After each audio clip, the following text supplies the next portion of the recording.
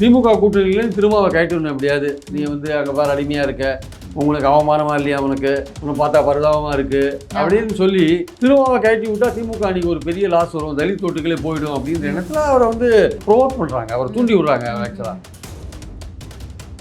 எடப்பாடி பழனிசாமிக்கு யோகியதே கிடையாது, திருமாவை கூப்பிட்றதுக்கான யோகியதே கிடையாது. பாஜக அணியில் இருந்துட்டு நீங்கள் எப்படி திருமாவை கூப்பிட்றீங்க நான் கேட்குறேன். அவர் பாஜகவை கடுமையாக எழுத்துன்னு இருக்கார். ஒன்று நீ பாஜக விட்டு வெளிலுவாங்க, எதுக்கு கூப்பிட்டுருக்கீங்க நீங்கள்? என்ன உங்களுக்கு என்ன கரிசனை வேண்டியிருக்கு அவரை பார்த்து? இப்போ வரப்போகிற எலெக்ஷன்ஸை வின் பண்ணுறதுக்கான வாய்ப்பு இருக்குது. திமுகவை தோக்கடிச்சே தெரியணும்னு தமிழ்நாட்டு மக்கள் அப்படியே தீர்க்கமாக இருக்காங்கன்னா அப்படி இருக்கிற மாதிரி நமக்கு தெரியல. எதிர்ப்பு இருக்காதான் எதிர்ப்பு இருக்குது. அப்புறம் ஆளுங்கட்சிக்கு நீங்கள் ராமராஜ்யம் நடந்தாலே எதிர்க்கு ஒரு கூட்டம் இருக்கும். ஸ்டாலின் வந்து உங்கள் அணியில் இருக்கிற ஆளுங்களை எடுத்து பேசிகிட்டு இருக்காரு, தேமுதிக இருக்கிற ஆளை பேசிட்டு இருக்காரு, ஓபிஎஸ் வந்து பேசிட்டு இருக்காரு, ராமதாஸ் ஒருக்கும் பேசிட்டு இருக்காரு. உங்கள் அணிக்கு போக வேண்டிய ஆட்கள்லாம் இங்கே ஸ்டாலினோட பேசிட்டு இருக்காங்க. நீங்கள் வந்து இவங்களெல்லாம் இழுப்போம் வந்துருவாங்க, அவங்க வந்துருவாங்க அப்படின்லாம் சொல்லிட்டு இருக்கீங்க. மொத்தம் வரக்கானீங்க. அவர் விஜய்கிட்ட எப்படி போவார்? இவருக்கு சீனியர் மோஸ்ட் தலைவர், இவர்கிட்ட இருந்துட்டு போன ஆதவர்ஜனும் அங்கே அட்வைசராக இருக்காரு. இவர் போய் அங்கே சேருவாரா? முதல்ல விஜய் வந்து இவருக்கு மதிப்பு கொடுக்கணும். அந்த மதிப்பு இருக்காங்க, அந்த மதிப்பு கிடைக்குமா? இவர் எவ்வளோ வருஷம் எக்ஸ்பீரியன்ஸ், எவ்வளோ வருஷம் பொலிட்டிக்கல் இருக்கிறவர், இவருக்கான உரிய மதிப்பு அங்கே கிடைக்குமா? விஜய் முதல்வர்னு இவர் பிரச்சாரம் பண்ணுவாரா? 2026 வேற 67க்கும் நீங்கள் முடிச்சே போடாதீங்க. அது ஒரு பக்கம், அது அண்ணாவுடைய சகாப்தம் ஒன்று, எம்ஜிஆருடைய சகாப்தம் ஒன்று. அந்த 2 சகாப்தத்துக்கு உங்களுக்கு சம்மந்தம் கிடையாது. ஆனால் அவங்களுக்கு பின்னாடி பெரிய வரலாறு இருக்குது. உங்களுக்கு பின்னாடி பெரிய வரலாறு எதுவும் இல்லை. உங்களுக்கு பின்னாடி துப்பாக்கி வரலாறு இருக்குது, துருவி வரலாறு இருக்குது, பல வரலாறு இருக்குது. நீங்கள் தூய்மை பணியாளர்களுக்கு நீங்கள் நேரம் போயிருக்கணும். ஆக்சுவலாக போயிருந்தீங்கன்னா அது இன்னும் பெரிய இஷ்யூவாக இருக்கும். ஆக்சுவலாக நீங்கள் அந்த வாய்ப்பை நீங்கள் கோட்டை விட்டீங்க. நீங்கள் வரவேற்கப்பட்டிருப்பார் விஜய் தமிழக மக்களிடையே. ஒரு அது வந்து ஆளுங்கட்சிக்கே வந்து ஒரு பெரிய அதிர்ச்சியாக இருந்திருக்கும். அவங்களே வந்து இதுக்கே வந்து அவங்க வந்து ஆடி போயிட்டு இந்த பல நல்வாழ்வு திட்டங்கள்லாம் அறிவிச்சாங்க தூய்மை துணையாளருக்கு. நேயர்களுக்கு வணக்கம். நிகழ்ச்சியில் சிறப்பு விருந்தினராக மூத்த பத்திரிகையாளர், அரசியல் விமர்சகர் திரு பிரியன் சார் இணைந்திருக்கிறார். பேசலாம். வணக்கம் சார். வணக்கம். திருமாவளவன் அவர்களுடைய செயல்பாடுகள், ஆதரவுகள் இப்போ விமர்சனத்திற்கு உள்ளாகியிருக்கு. திமுக கூட்டணியில் இருக்கிறார் அப்படிங்கிறதுக்காகவே இவர் வந்து நிறைய விஷயங்களுக்கு அடிபணிந்து போகிறார், மௌனம் காக்கிறார் அப்படிங்கிற குற்றச்சாட்டுகள் இப்போ சமீப நாட்களாக தொடர்ந்து பேசுபொருளாகிட்டு இருக்கு. ஏன் போகிறார் அப்படிங்கும்போது அதற்கும் வந்து கருத்துக்களை முன்வைக்கிறாங்க. என்னன்னா, விஜய் வந்துட்டாரு, விஜய் வந்ததால் திருமாவளவன் அவருக்கு மிகப்பெரிய லாஸ் இருக்குது. எல்லாரும் சீமானை நோக்கி பேசிகிட்டு இருக்காங்க, ஆனால் திருமாவளவன் அவர்களுக்கும் மிகப்பெரும் லாஸ் இருக்குது. அதனால் எல்லாத்துக்கும் வந்து அடிபணிந்து ஒத்துழைச்சு போகிறார், எப்படியாவது வெற்றி பெறணும், தொகுதிகளை கேட்டு பெறணும் அப்படிங்கிறதுக்காக எல்லாத்துக்குமே மௌனம் காக்கிறார் அப்படின்னு ஒரு குற்றச்சாட்டு. அது குறிப்பாக இந்த தூய்மை பணியாளர்கள் போராட்டத்திற்கு பிறகு இது வந்து மிகப்பெரும் பேசுபொருள். தூய்மை பணியாளர் போராட்டத்தில் 3வது நாளே அவர் தானே போய் பார்த்தாரு. அவர் தானே 3வது நாள் அவர் தானே போய் பார்த்தாரு. ஆனால் அந்த போராட்டத்திற்கு தொடர்ந்து ஆதரவு அளிக்கல, குரலாக ஒலிக்கல, அவங்களுடைய குரலா ஒலிக்கல அப்படிங்கிற தொடர்ந்து குரல் வச்சுருக்காரு. பணி நிரந்தரமாக்கணும், தனியார் மயம் கூடாதுன்னு தொடர்ந்து அவர் சொல்லிட்டு இருக்காரு. அதாவது எதிரில் பேசுகிறவங்க வந்து என்ன, அவங்க நோக்கம் என்னவா இருக்குன்னா, திமுக கூட்டணியிலேருந்து திருமாவை கயட்டணும் எப்படியாது. நீ வந்து அங்கே பாரு அடிமையாக இருக்க, உங்களுக்கு அவமானமாக இல்லையா, உன்னை பார்த்தா பரிதாபமாக இருக்குது அப்படின்னு சொல்லி திருமாவை கயட்டி விட்டா திமுக அன்றைக்கி ஒரு பெரிய லாஸ் வரும், தலித் ஓட்டுகளே போயிடும் அப்படின்ற எண்ணத்தில் அவரை வந்து ப்ரொவோக் பண்ணுறாங்க, அவரை தூண்டி விடுறாங்க. ஆக்சுவலாக அவர் ரொம்ப தெளிவாக சொல்லிட்டார். நாங்கள் திமுக நேற்று ராத்திரி கூட சொல்லியிருக்காரு, முந்தைய நேற்று ராத்திரி நாங்கள் திமுக கூட்டணியில் தான் இருக்கோம், திமுக தான் வின் பண்ணணும்னா அவர் தெளிவாக சொல்லிட்டு போகிறார். அதனால் இவங்களுக்கு எடப்பாடி பழனிசாமிக்குலாம் யோகியதே கிடையாது, திருமாவை கூப்பிட்றதுக்கான யோகியதே கிடையாது.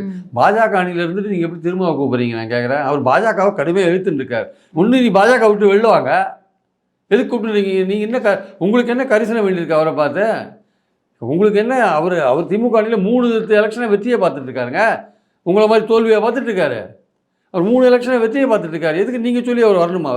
அவருக்கு அரசியல் பண்ண தெரியாது.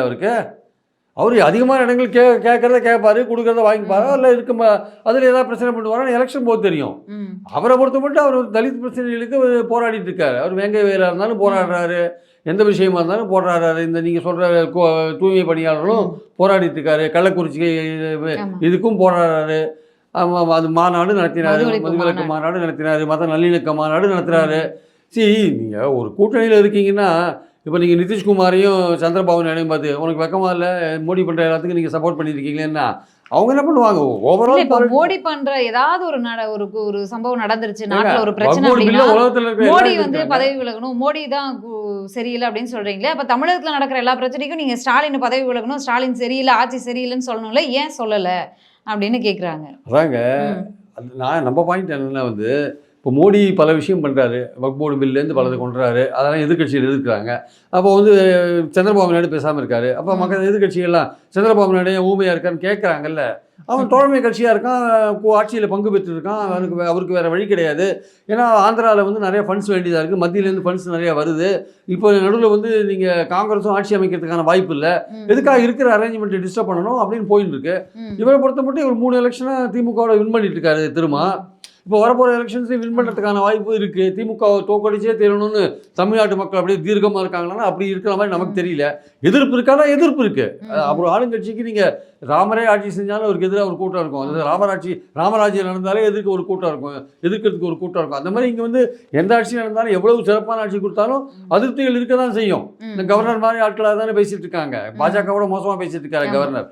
ஸோ அதனால் எல்லாமே இருக்க தான் செய்யும், இல்லைன்னு சொல்ல வரல. ஆனால் திரும்ப வந்து அவர் பங்குக்கு அவர் என்னென்ன எதிர்ப்பு தெரிவிக்கணும் அதெல்லாம் தெரிவிச்சு தானே இருக்காரு. திருமாவளவன் அதாவது திமுக கூட்டணியில் எத்தனையோ கட்சிகள் இருக்கு. கூட்டணியில் இருக்கும்போது எந்த அளவுக்கு போய் எதிர்ப்பு தெரிவிக்கணுமோ, எந்த அளவுக்கு முதல்வரை பார்த்து பல விஷயங்களை சொல்லணுமோ அதை அவர் பண்ணிட்டு தான் இருக்காரு.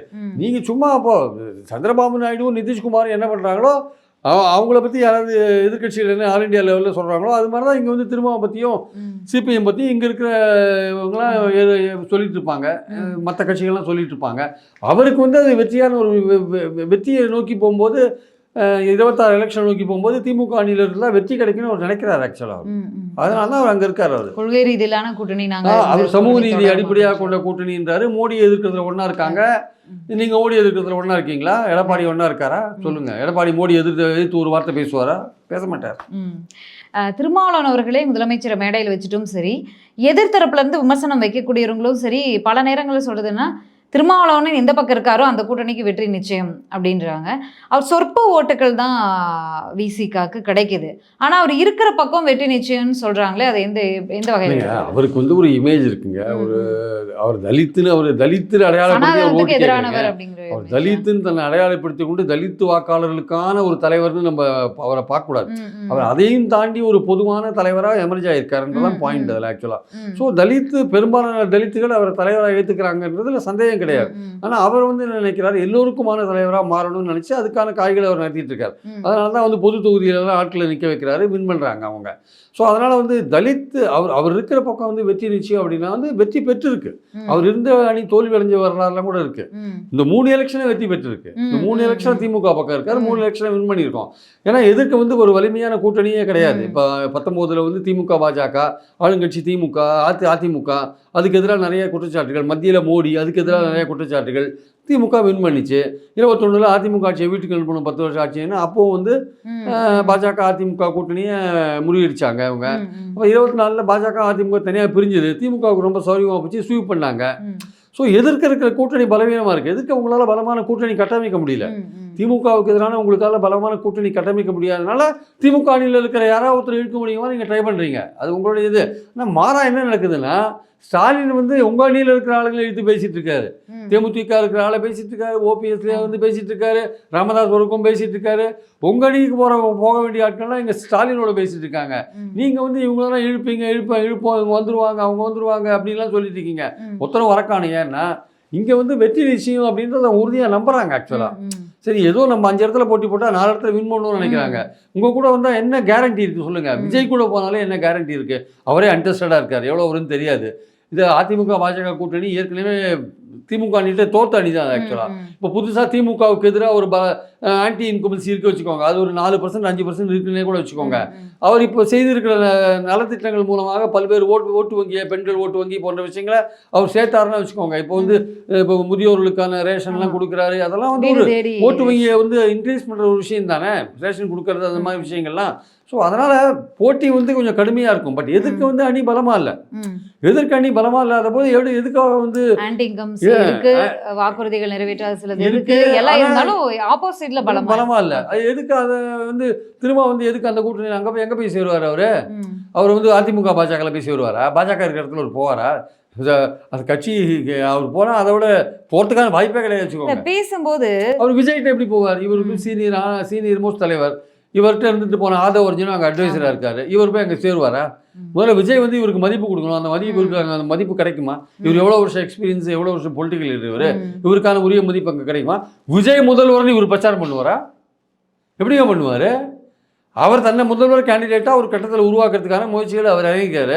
இப்போ தற்சமயத்துக்கு திமுக கூட்டணியில் இருக்கார். தான் தான் முதல்வர் என்று சொல்கிற விஜய் பக்கம் இவர் போவாரா? திரும்ப போவாரா? போகவே மாட்டார், வாய்ப்பே கிடையாது. விஜய் பேசுபொருள் ஆகியிருக்காரு. அது வந்து எப்படி பாஜக முன்னாள் மாநில தலைவர் அண்ணாமலை அவர்கள் மாதிரி தேர்தலில் எப்படி இந்த ஒரு ரிசல்ட்டை அவர் எடுத்து அந்த ரிசல்ட்டை கொடுக்குதா, இல்லை அதிகமான வாக்கு சதவீதத்தை கொடுக்குதான்னு இதான் முதல் தேர்தலை சந்திக்கிறாங்க, பொறுத்து இருந்து பார்க்கலாம். ஆனால் டிவிகே வந்து எல்லா கட்சிக்கிட்ட இருந்தும் கொஞ்சம் கொஞ்சத்தை எடுத்துக்கிட்டாங்க. இப்போ டிவிகேன்ற பேரே வந்து தமிழக வாழ்வுரிமை கட்சி வேல்முருகன் அவரோட பேரை எடுத்திருக்காங்க. அவர் பல பேட்டிகளில் மனமருந்தி சொல்லிட்டார், மீடியா மேல தமிழ்ல வெற்றி, தமிழக வெற்றி கழகம் சொல்லிட்டாரு. ஆமா வருது. அதே போல் எம்ஜிஆர் அவர்களை அவங்களுடைய கட்சி தலைவர், அதிமுகவுடைய கட்சி தலைவர் எம்ஜிஆர் அவர்களை எடுத்துக்கிறாங்க. கொள்கைகள் வந்து திமுகட்டிருந்து எடுத்துக்கிறாங்க, நாம் தமிழர்கிட்டருந்து எடுத்துக்கிறாங்க. என்ன இது எப்படி எடுத்துக்கிறது? இல்லை, அதாவது நல்ல கொள்கைகள் எங்கே இருந்தாலும் எடுத்துக்கிறதுல ஒன்றும் தப்பு இல்லைங்க. அதாவது திராவிட இயக்க தலைவரையே எடுத்துக்கிறாங்க. திராவிட இயக்க அரசியல் வந்து எம்ஜிஆர் உங்களோட கொள்கை என்னென்னா கடைசியில் அண்ணாயிசம்னார் அவர். ஆக்சுவலாக அண்ணாயிசம்னா அண்ணா ஃபாலோ பண்ணிட்டு வந்த கொள்கைகள் தான் எங்கள் கொள்கைன்றதுக்காக அண்ணாயிசம் சொன்னார் அவர். ஆக்சுவலாக திராவிடன் கூட சொல்லலை, அண்ணாயிசம். அண்ணா வந்து திராவிட கொள்கைகளை தான் ஃபாலோ பண்ணார். ஆனால் எம்ஜிஆர் அதை சொல்லும்போது அண்ணாயிசம் சொல்லிட்டார். ஆக்சுவலாக கம்யூனிசம் மாதிரி அண்ணாயிசம் சொல்லிட்டார். பட் இவர் வந்து தமிழ் தேசியத்தையும் கொஞ்சம் எடுத்திருக்காரு, திராவிடத்தையும் கொஞ்சம் எடுத்திருக்காரு. அது அப்புறம் வந்து பார்த்தீங்கன்னா உங்களுக்கு அம்பேத்கர், பெரியாரை வந்து வழிகாட்டியாக வச்சிருக்கிறதுக்கு இன்றைக்கி அரசியலில் வந்து கொஞ்சம் தைரியம் வேணும். ஏன்னா இன்றைக்கி வந்து பெரியாருக்கு எதிராக பேசுகிற குரல்கள் சீமான் உட்பட பெரியாருக்கு எதிராக குரல் கொடுக்குறாங்கல்ல. பெரியார்னு இப்போ தமிழ்நாட்டில் வந்து பெரியார் மண், பெரியாரே ஒரு மண் அப்படின்றார் அவர். எவ்வளோ மோசமான வார்த்தையை பயன்படுத்துகிறார் பாருங்க சீமான். அதாவது அவர் செஞ்சிருக்கிற நல்ல விஷயங்களெல்லாம் விட்டுட்டார். அதாவது அதை விட்டுட்டு பெரியாரை வந்து அவ்வளவு ஒரு தலைவர் மேலே பலவிதமான விமர்சனங்கள் இருக்குங்க. ஒட்டுமொத்தமாக ஒரு தலைவர் வந்து ஆகா ஓகோ கிடையாது. இப்போ பிரபாகரன் சொல்கிறீங்களே, நீங்கள் கொண்டாடுற பிரபாகரன், அவரை வந்து விமர்சிக்கிறவங்க இருக்காங்களா இல்லையா? இருக்காங்க. அப்போ உங்களுக்கு அவர் பெரிய ஆள், அவரை வந்து நான் அதுக்குன்னு பிரபாகரன் உங்களுக்கு பெரிய ஆளாக இருக்காருங்க, ஒரு மதிக்கத்தக்கவராக இருக்கார். நான் இப்போ பிரபாகரனை பற்றி ஏதாவது நான் விமர்சனம் பண்ண வச்சுக்கோங்க, அது வந்து ஒரு ஒரு ஆக்கப்பூர்வமான விமர்சனம் பரவாயில்ல, காயப்படுத்துகிற மாதிரி விமர்சனம் பண்ணால் அது சரியாக வராது ஆக்சுவலாக. இப்போது அதே மாதிரி பல பேர் மதிக்கத்தக்க தலைவர்கள் பல பேர் இருக்காங்க. பல தலைவர்கள் மேலே பலருக்கு விமர்சனம் இருக்கும். நீங்கள் கொண்டாடுற பிரபாகரன் மேலேயே பலருக்கு வந்து மற்ற தமிழ் குரூப்பை கேட்டு பாருங்கள், போய் டெலோவை கேட்டு பாருங்கள், இபிஆரில் கேட்டு பாருங்கள். பத்மநாபே என்கிட்ட பேசியிருக்காரு, நான் அந்த காலகட்டத்தில் அவரோட பழகிருக்கேன். அவங்களாம் பிரபாகரனை பற்றி என்ன வச்சு இந்த மதிப்பு வச்சுருந்தாங்க நமக்கு தெரியும் நமக்கு ஆக்சுவலாக. அதனால் வந்து இவர் சொல்லலாம் பெரியார் வந்து மதிக்கத்தக்க ஒரு தலைவருங்க, நீங்கள் அப்படி பெரியாரை விமர்சிக்க முடியாது ஆக்சுவலாக. நீங்கள் அப்படி விமர்சனம் வைங்க, பெரியார் பண்ணது தப்பா ரைட்டா ஆக்கப்பூர்வமான விமர்சனம் வைங்க, காயப்படுத்துற மாதிரி விமர்சனம் ஏன் வைக்கிறீங்க? ஆனால் இந்த மாதிரி சூழல் இங்கே இருக்கிறப்போ ஒரு பக்கம் வந்து பிஜேபி வந்து ஒரு பெரியாரை எதிர்த்து ஒரு பிரச்சாரம் பண்ணி எல்லாம் பண்ணிட்டு இருக்கிறப்போ கிட்டத்தட்ட இந்துத்துவ ஐடியாலஜின்றது இங்கே வந்து ஏன் எழுபட மாட்டேங்குது? இன்னும் பெரியார் ஒரு பேசு பொருளாக இருந்து தானே இருக்காரு. ஸோ அவங்க கிட்டத்தட்ட சீமானும் பிஜேபி இந்த விஷயத்தில் ஒன்றா தான் இருக்காங்க. ஸோ அதனால் பெரியார் இந்த சூழல் ஐக்கான வச்சு இவர் வச்சிருக்கிறது வந்து முக்கியமான விஷயம். அதுக்கு ஒரு தைரியமும் வேணும். காமராஜர் வச்சிருக்கிறது ஒன்றும் பிரச்சனை இல்லை, நேர்மையான ஒரு அரசியல்வாதின்ற முறையில் வச்சிருக்காரு. அம்பேத்கரை சமூக நீதி அடிப்படையில் வச்சிருக்கோம். அதே மாதிரி பார்த்தீங்கன்னா வந்து உங்களுக்கு வேலு நாச்சியாரை வச்சிருக்காரு, அஞ்சலி அம்மாவை வச்சிருக்காரு. ஸோ இது மாதிரி வச்சுட்டு இந்த கொள்கைகள் பல கொள்கைகள் நீங்கள் நல்ல கொள்கைகள் எடுத்துக்கிறது தப்பெல்லாம் ஒன்றும் கிடையாது. ஆனால் செயல்பாட்டில் காமிக்கணும். நீங்கள் வந்து அதை வந்து செயல்பாட்டில் காமிக்கணும். நீங்கள் வந்து நீட்டு வேண்டான்னு சொல்கிறீங்க, கவர்னர் போஸ்ட் வேண்டான்னு சொல்கிறீங்க, கிட்டத்தட்ட அதெல்லாம் இருமொழி கொள்கைன்னு சொல்கிறீங்க. அதாவது கிட்டத்தட்ட திமுகவோட கொள்கைகளில் வந்து பெரும்பாலான கொள்கைகள் நீங்கள் ஏற்றுக்கிறீங்க. பெரியார் விஷயத்தில் கடவுள் மறுப்பை தவிர மற்றதெல்லாம் ஏற்றுக்கிறீங்க. அதுவும் ஸ்பெசிஃபிக்காக சொல்லிட்டீங்க. அதுக்கே வந்து ஒரு தைரியம் வேணும். பெரியாரை வந்து கடவுள் மறுப்புக்காக தான் பல பேர் எதிர்க்கிறாங்க. அந்த மறுப்பை தவிர்த்து நீங்கள் அவரோட வேறு கருத்துக்களை பார்த்தீங்கன்னா நீங்கள் வரவேற்கக்கூடிய ஒரு கட்டாயத்துக்கு தள்ளவிடுவீங்க. பெண்கள் முன்னேற்றத்துக்கான விஷயங்கள் பல விஷயங்கள் அவர் சொல்லலாம் நீங்கள். ஆனால் அந்த மாதிரி தலைவரெல்லாம் வந்து விஜய் கொண்டு வந்திருக்கிறது நல்ல விஷயம்தான், அதில் வந்து எந்த விதமான தவறும் கிடையாது.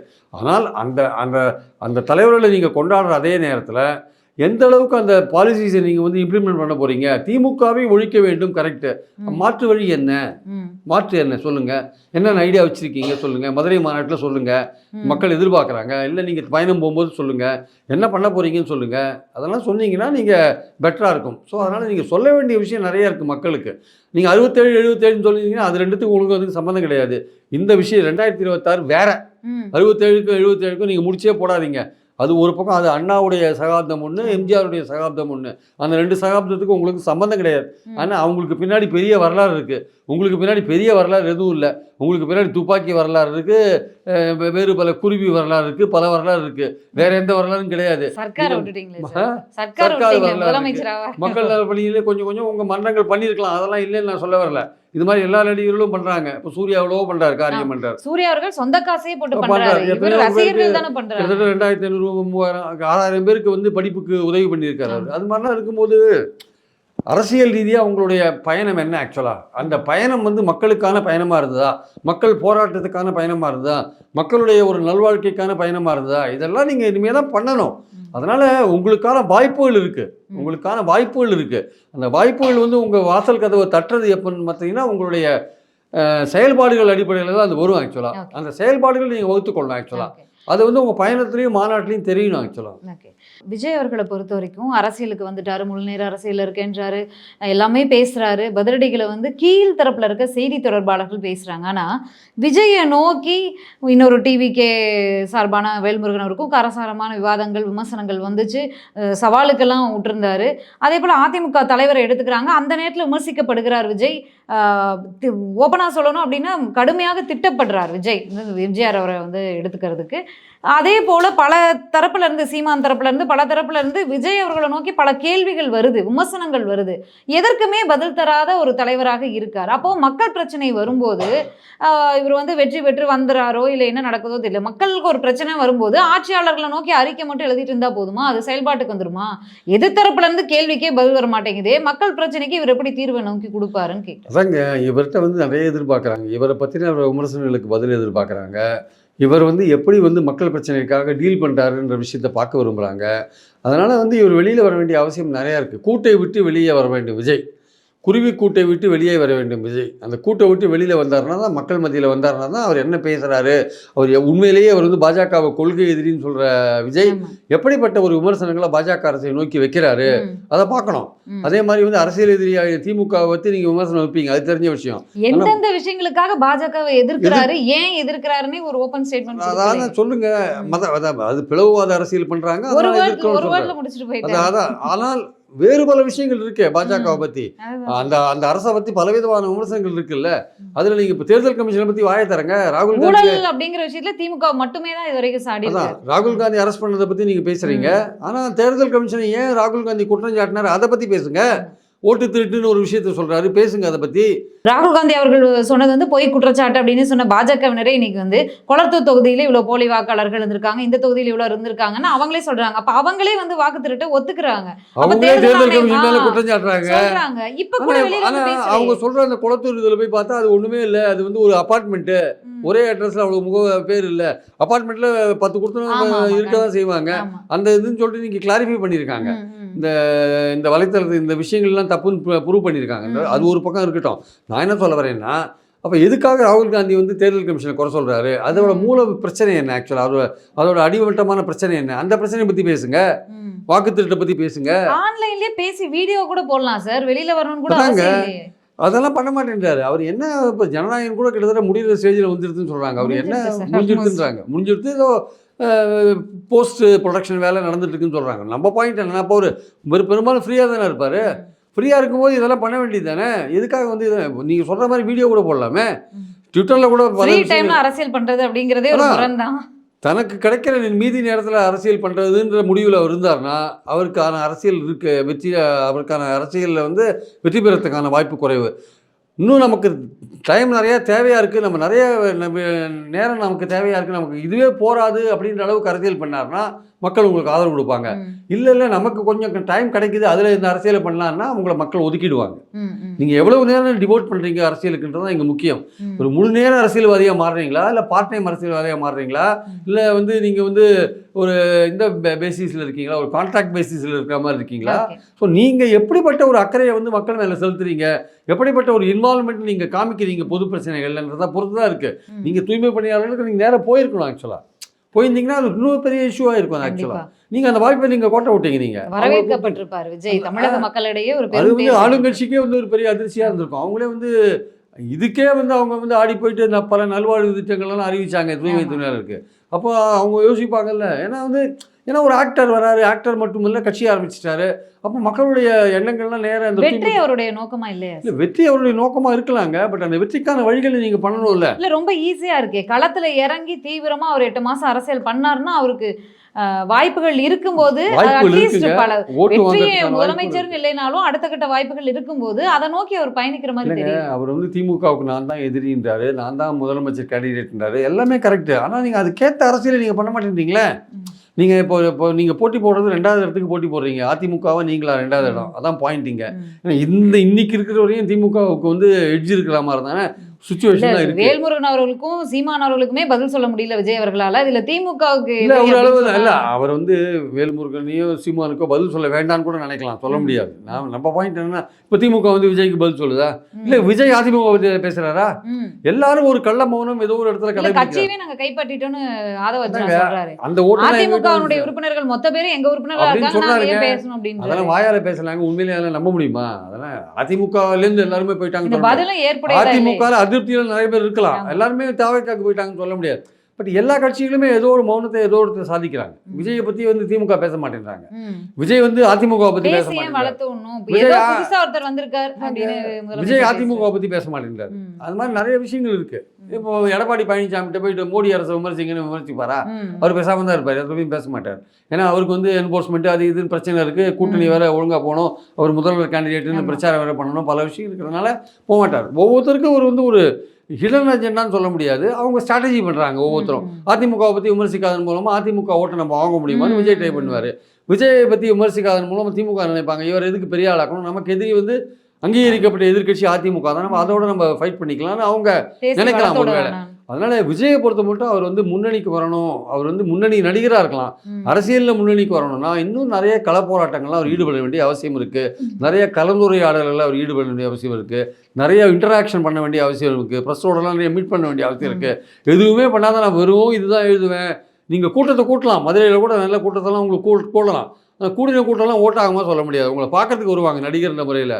பட் நீங்கள் சொல்கிற மெசேஜ் கண்டிப்பாக வருவாங்க, நீங்கள் சொல்கிற மெசேஜ் கேட்டு உங்களுக்கு ஓட்டு போடுவாங்களான்றது தெரியாது. நீங்கள் அதனால் வந்து நீங்கள் எப்படிப்பட்ட களப்பணிகளை நீங்கள் அமைக்கிறீங்களோ அதுக்கேற்றபடி தான் உங்களுக்கு ரிசல்ட் இருக்கும். ஆனால் அன்ஃபார்ச்சுனேட்லி உங்களுக்கு வந்து உதவுறதுக்கு வந்து உங்களுக்கு அட்வைஸ் பண்ணுறதுக்கு நல்ல அரசியலில் வந்த ஒரு தலைவர் உங்ககிட்ட இல்லை. எல்லாமே உங்ககிட்ட இருக்கிறவங்கலாம் கன்சல்டன்ட் தான் இருக்காங்க, அவங்கெல்லாம் ஏதோ ஒரு கான்ட்ராக்டில் வேலை செய்கிற மாதிரி அவங்க வந்து உட்காந்துருக்காங்க.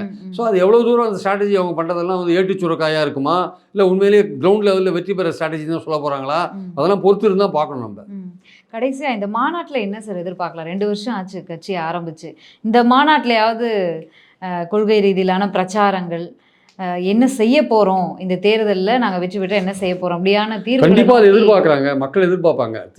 தாவேக்கா ஆட்சிக்கு வந்தால் என்ன மாதிரி மாற்றங்களை கொண்டு வருவாங்க, கிரவுண்ட் லெவலில் என்ன மாதிரி மாற்றங்களை கொண்டு வருவாங்க, இல்லை ஒரு பீட் அண்ட் ட்ராக்லேயே போவாங்களா, ஏற்கனவே மற்றவர்கள் நடந்த பாதையிலேயே தான் இவங்க போவாங்களா, இல்லை ஒரு புது பாதையை உருவாக்கி தமிழ்நாட்டு மக்களை வந்து இன்னும் கொஞ்சம் அவங்களுடைய வாழ்க்கை தரத்தை மேம்படுத்துகிற மாதிரி பல விஷயங்களை செய்வாங்களான்றதை பொறுத்து இருந்தால் பார்க்கலாம். அதே சமயம் தமிழ்நாட்டை பாதிக்கிற பல பிரச்சனைகள், மத்திய அரசு மூலமாக வர பல பிரச்சனைகள், அதுக்கு விஜய் என்ன சொல்ல போகிறாரு, தமிழ்நாட்டு மக்களை பாதிக்கிற ஒரு 2500 கோடி ரூபாய் கொடுக்காதிருக்காங்க எஜுகேஷனுக்கு, இந்த மாதிரி பல விஷயங்கள் இருக்குது. தமிழ்நாட்டோட தொன்மையை ஒப்புக்கொள்ள மாட்டேன்றாங்க, கீழடி விஷயத்தெல்லாம் ஊற போடுறாங்க, தள்ளி ஒதுக்கி வைக்கிறாங்க. இந்த மாதிரி விஷயம் இப்போ கவர்னர் மூலமாக பல பிரச்சனைகள் கொடுக்குறாங்க. கவர்னர் பற்றியே வேண்டான்றது தான் அந்த தாவேக்காவோட கொள்கையாக இருக்குது. ஸோ இதை பற்றிலாம் வந்து என்ன நினைக்கிறாங்க, இப்போ இவங்க ஆட்சி வந்தால் இவங்க எப்படி இதெல்லாம் டீல் பண்ணுவாங்க, மாநில சுயாட்சியை பற்றி என்ன நினைக்கிறாங்க, பல விஷயங்கள் இவங்க தெளிவுபடுத்த வேண்டியதாக இருக்குது. மாநிலத்தோட கல்வி போன்ற விஷயங்களில் மாநில அதிகாரம் பறிக்கப்பட்டிருக்கு, இது பொதுப்பட்டியலில் போயிருக்கு. ஸோ இந்த மாதிரி விஷயங்கள்லாம் வந்து என்ன, மத்திய அரசு மாநில அரசு நடத்துகிற விதம் இப்படி அதிகார குவிப்பு மத்திய அரசுகிட்ட போயிட்டே இருக்குது. ஸோ ஜிஎஸ்டி போன்ற விஷயங்கள், மக்களை பாதிக்கிற விலைவாசி போன்ற விஷயங்கள், இது பல விஷயங்கள் அவர் பேச வேண்டியிருக்கு. கொள்கை ரீதியான பல விஷயங்கள் பேச வேண்டியிருக்கு, நடைமுறை ரீதியாக மக்களை பாதிக்கப்பட்ட பல விஷயங்களை பேச வேண்டியிருக்கு. இதெல்லாம் அவருடைய கருத்து என்ன, என்னென்ன மாற்றங்களை கொண்டு வருவார் அப்படின்ற விஷயங்களும் பேச வேண்டியிருக்கு.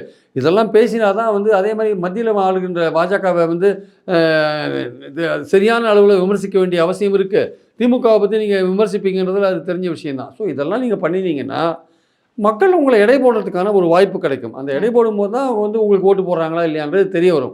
ஆனால் காலம் போக போக வரப்போகிற காலத்தில் சீமான் போன்றவர்கள் வந்து விஜயை வந்து கடுமையாக எதிர்க்கிற ஒரு லெவலில் எடுப்பாங்க. அவங்க மற்றவங்களெல்லாம் விட்டுட்டு சீமானன் வந்து விஜய் வந்து அதிகமான ஓட்டு வாங்கக்கூடாதுன்ற இடத்துல அது உழைக்கிறதுக்கு அவர் வந்து அவர் தன்னுடைய பிரச்சாரத்தில் அதிக அளவு செலவழிப்பார்ன்றது தான் நமக்கு இப்போ கிடைக்கிற ஒரு விஷயங்கள்.